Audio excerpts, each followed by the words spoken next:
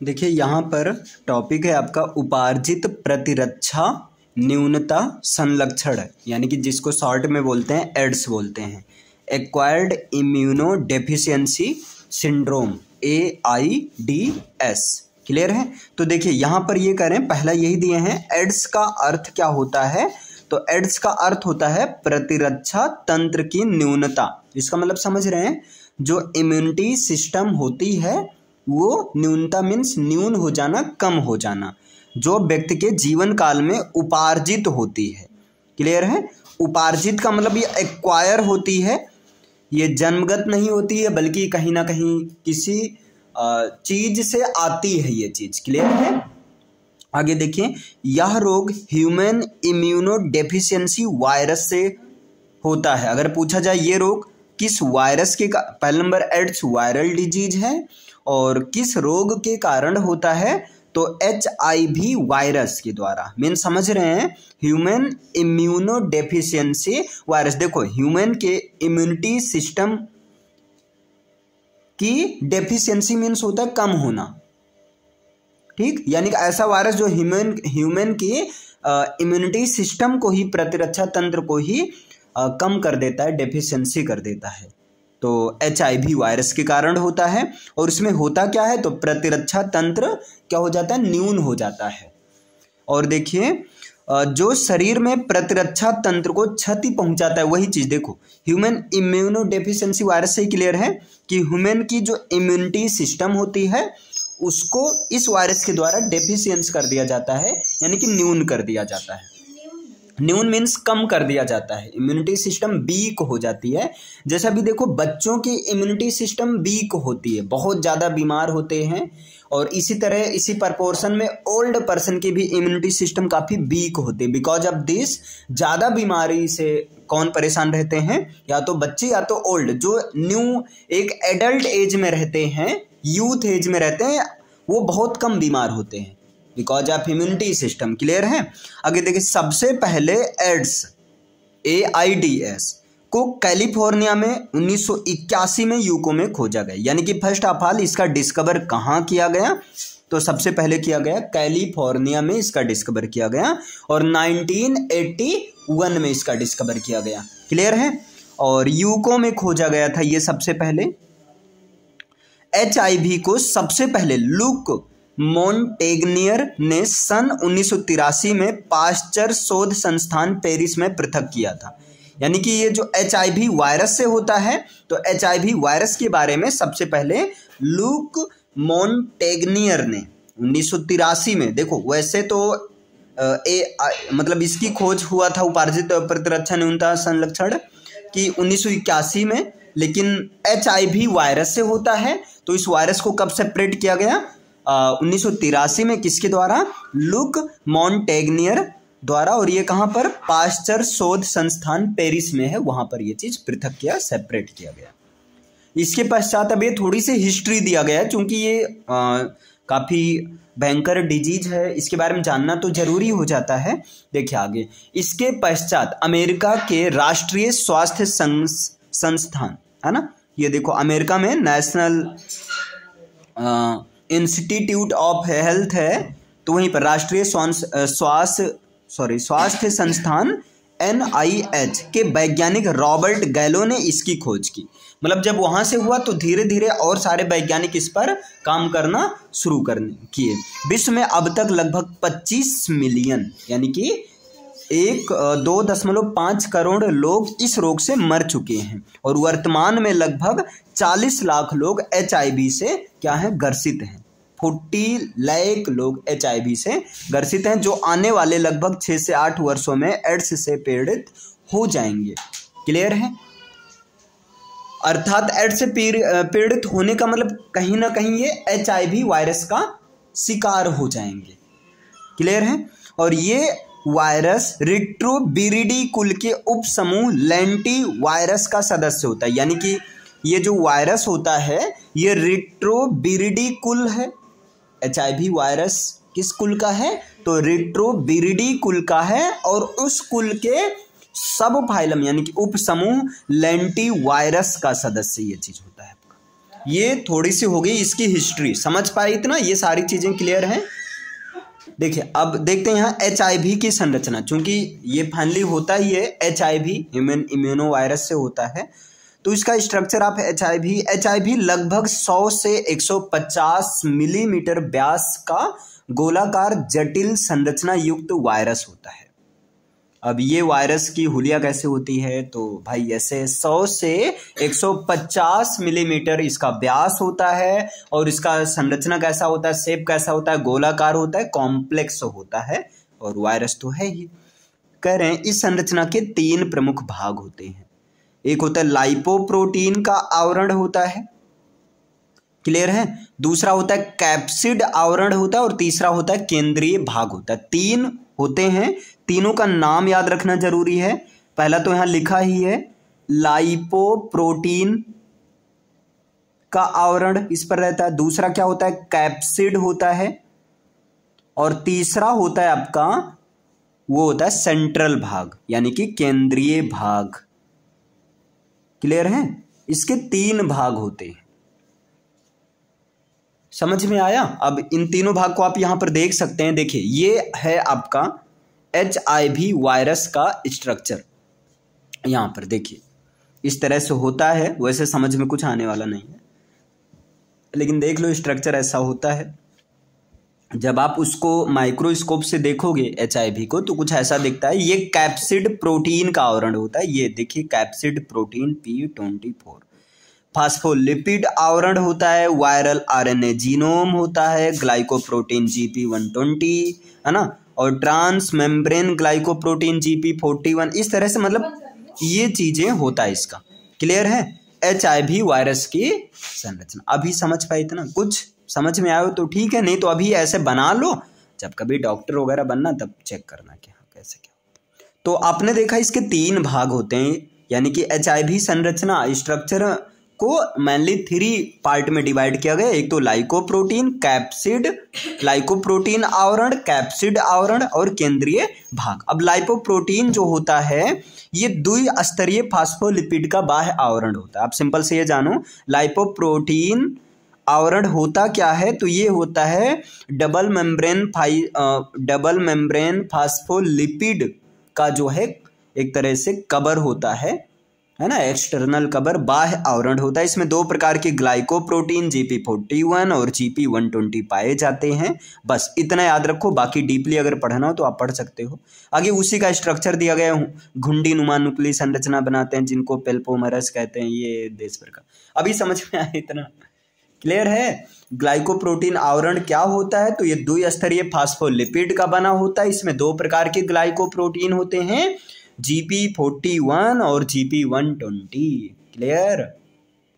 Second है आपका capsid आवरण। तो कैप्सिड आवरण क्या होता है, बाह्य आवरण के भीतर की तरफ जो प्रोटीन की एक दृढ़ सुरक्षात्मक परत या आवरण होता है वो क्या कहलाता है, कैप्सिड आवरण कहते हैं, जिसको एक्चुअल में कहते हैं न्यूक्लियो कैप्सिड आवरण। तो अगर ऐसे पूछ लें HIV वायरस का प्रोटेक्शन का मेन काम कौन से आवरण का होता है, तो सीधा कैप्सिड आवरण का होता है, जिसका एक्चुअल में सही नाम क्या होता है, न्यूक्लियो कैप्सिड होता है। क्लियर है उस आवरण का नाम। अच्छा, नेक्स्ट होता है केंद्रीय भाग, सेंट्रल कोर। इसमें HIV का जीनोम। अब पता है जीनोम क्या होता है, क्योंकि हाँ जीनोम क्या होता है बताएंगे कोई। देखिए तो यहाँ पर जीनोम की बात है, तो जीनोम क्या होता है, गुणसूत्र 2 समूह में होते हैं और हर समूह को आगुणित समूह कहते हैं। उसके एक आगुणित समूह पर जो भी DNA होते हैं उन सारे DNA को मिलाकर ही जीनोम कहते हैं। जीनोम की स्टडी के लिए जीनोमिक्स शब्द का प्रयोग किया गया था। कई सारे जीनोम का मैपिंग क्या कैसे किया जाता है, तो वही कह रहे हैं। इसमें HIV का जो जीनोम होता है वो 2 एकल रज्जुक है ना, विभिन्न एंजाइम, रिवर्स ट्रांसक्रिप्टेज, प्रोटीएज, राइबोन्यूक्लिएज आदि तथा प्रोटीन P7 या P9 पाए जाते हैं। मतलब आप सीधा केंद्रीय भाग में क्या क्या कंटेन होता है यहाँ पर यही चीज दिया गया है। तो केंद्रीय भाग में प्रोटीन भी होता है, प्रोटीन में 2 टाइप का P7 और P9 होते हैं। अब देखो इन सबके बारे में अगर स्टडी करना हो तो ये हो जाता है डिटेल्ड स्टडी, और ये चीज आपको होगा नीट जब आप हायर एजुकेशन की तैयारी करेंगे, एंट्रेंस की या कोई हायर बायो से ही करेंगे, तब वहाँ पर इन सब के बारे में बढ़िया भर भर के दिया रहता है। क्लियर। अभी आप सेंट्रल में, चूंकि अभी आपको पढ़ना है एक एकेडमिक लेवल के पर्पज से, डॉक्टर नहीं बनना है। क्लियर है। आगे चलते हैं। इसको रेट्रोवायरस कहा जाता है। इसमें देखो रेट्रोवायरस किसको कहा जाता है, बात ओवरऑल किसकी हो रही है, HIV संरचना की। तो HIV को ये करें रेट्रोवायरस कहा जाता है क्योंकि इसमें रिवर्स ट्रांसक्रिप्टेज एंजाइम उपस्थित होता है जो संक्रमण के समय स्वयं के आनुवंशिक पदार्थ को एक रज्जुक DNA से, एक रज्जुक मतलब समझ रहे हैं, सिंगल स्ट्रैंडेड DNA, वही SS लिखा है, कंफ्यूज मत होना। SS का मतलब होता है सिंगल स्ट्रैंडेड, हाँ RNA या DNA जो कुछ भी हो, में परिवर्तित। यहाँ पर एकल रज्जुक, देखो आनुवंशिक पदार्थ को क्या करता है, ये एकल रज्जुक DNA में परिवर्तित कर देता है। क्लियर। फिर आगे इस प्रक्रिया को व्युत्क्रम अनुलेखन रिवर्स ट्रांसक्रिप्शन कहते हैं। तो यहाँ पर देखिए इसको रेट्रोवायरस कहा जाता है क्योंकि इसमें रिवर्स ट्रांसक्रिप्टेज उपस्थित होता है जो संक्रमण के समय स्वयं के आनुवंशिक पदार्थ को एक रज्जुक DNA में परिवर्तित कर देता है। चलो बाकी ये ठीक है, आगे आ जाते हैं। अब यहाँ पर देखिए पैथोजेनेसिस ऑफ HIV का कैसे होता है। पैथोजेनेसिस यानी कि रोग जनकता क्या है। देखिए यहाँ पर ध्यान से सुनना क्योंकि यहाँ कहानी है। तो इसका मतलब देखिए यहाँ HIV की रोग जनकता, पैथोजेनेसिस ऑफ HIV। तो यहाँ पर देखो पैथोजन होता है कोई भी चीज होता है जो कि रोग पैदा करता है। तो ये कह रहे हैं HIV किस तरह से पैथोजन का काम करता है, क्योंकि HIV से ही कहीं ना कहीं एड्स हो रहा है। HIV वायरस प्रतिरक्षा तंत्र की सहायक T कोशिकाओं पर आक्रमण करता है। अब ये देखिए प्रतिरक्षा तंत्र में एक कोशिका होती है, उसके सपोर्ट में होती है, T कोशिका पर आक्रमण करता है। इसकी सतह पर उपस्थित GP120 प्रोटीन सहायक T कोशिका की सतह पर CD4 से चिपक जाता है और T कोशिका में प्रवेश कर जाता है।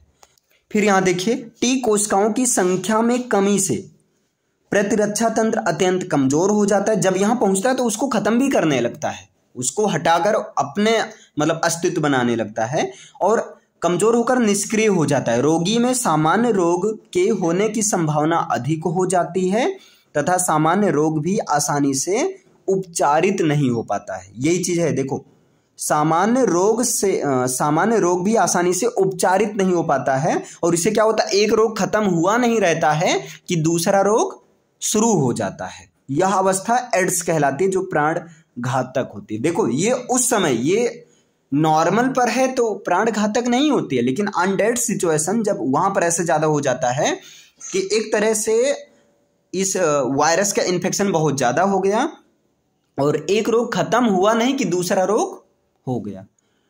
देखिए एड्स के लक्षण में सिम्टम्स ऑफ एड्स, बार बार सामान्य रोगों से ग्रसित हो जाना। देखो वही चीज बताया था ना, AIDS acquired immuno deficiency syndrome होता है। तो जिस इम्यूनो की एक्वायर है मीन्स नीड है, उसकी डेफिशिएंसी कमी होती है और जब कमी होती है तो उसकी वजह से सिंड्रोम हो जाता है। Syndrome means group of disease हो जाता है, कई सारे रोग अटैक करने लगते हैं, बॉडी की इम्यूनिटी सिस्टम बिल्कुल खत्म हो जाती है। एक रोग खत्म हुआ नहीं रहता दूसरा, वही चीज कह रहे हैं, बार बार सामान्य रोगों से ग्रसित हो जाना, टीबी, कैंसर, न्यूमोनिया, यौन रोगों का उपचार के बाद भी ठीक ना हो जाना। मतलब कोई भी रोग हुआ है, अगर इस वायरस का प्रकोप है तो कोई रोग आप दवा करवा रहे हो लेकिन उसके बाद भी वो ठीक नहीं हो पा रहे हैं।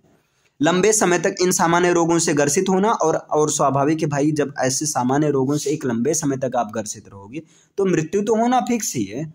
सांस लेने में तकलीफ होना, रोगी को लगातार बुखार आना, दस्त लगना, धीरे धीरे शरीर का भार कम होना, शरीर की प्रतिरक्षा क्षमता में कमी आना, सिर दर्द रहता है, चक्कर आने की शिकायत रहती है, रात्रि में पसीना आता है। ये संक्रमण होने और एड्स के लक्षण प्रकट होने के मध्य हमेशा जो है अंतराल होता है, मतलब गैपिंग होता है। अब वही चीज मैंने बोला ना कि जैसे मान लो किसी को HIV वायरस है और देखिए ये अवधि कुछ महीनों से लेकर कई वर्षों, प्राय 5 से 10 वर्ष का भी हो सकता है, 5 से 10 वर्ष का भी हो सकता है। देखिए HIV का संक्रमण, ट्रांसमिशन ऑफ HIV के संचरण से वैसे संचरण है के सामान्यतः निम्न कारण हो सकते हैं। क्या क्या रीजन हो सकते हैं? एक तो है असुरक्षित यौन संबंध के द्वारा।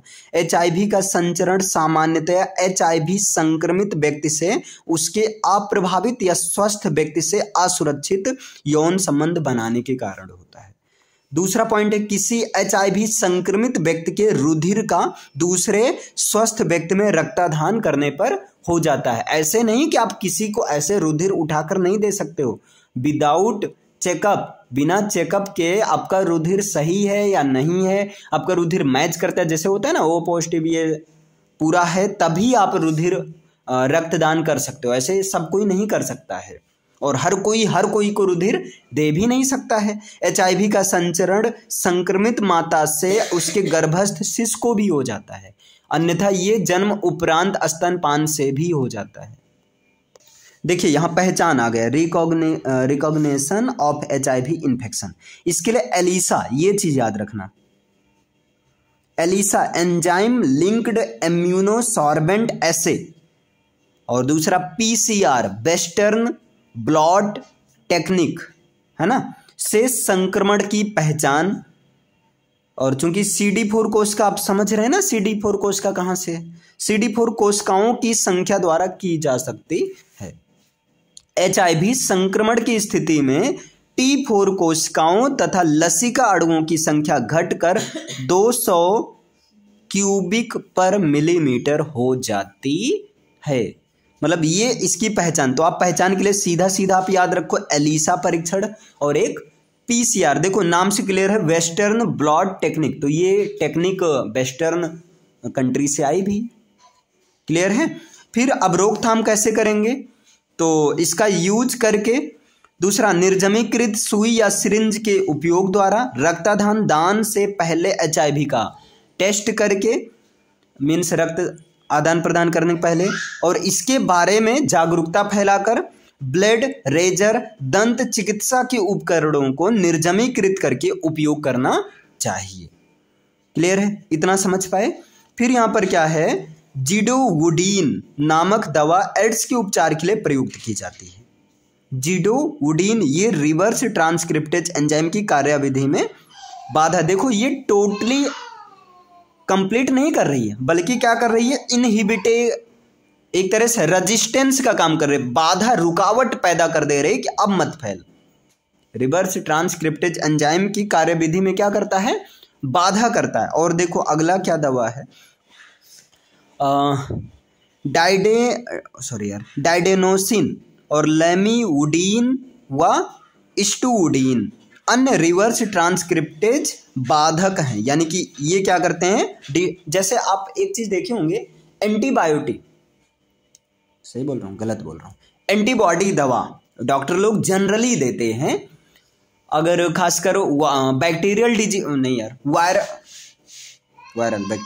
बैक्टीरियल डिजीज है, तो उस केस में वो जनरली एंटीबॉडी दे ही देते हैं। या जुकाम की दवा लेने जाओ तो एंटीबॉडी, एंटीबायोटिक ऐसे दे देते हैं। एक्चुअली वो करता क्या है, वो यही करता है कि वो डिस्टरबेंस क्रिएट कर देता है, मतलब उसको फैलने नहीं देता।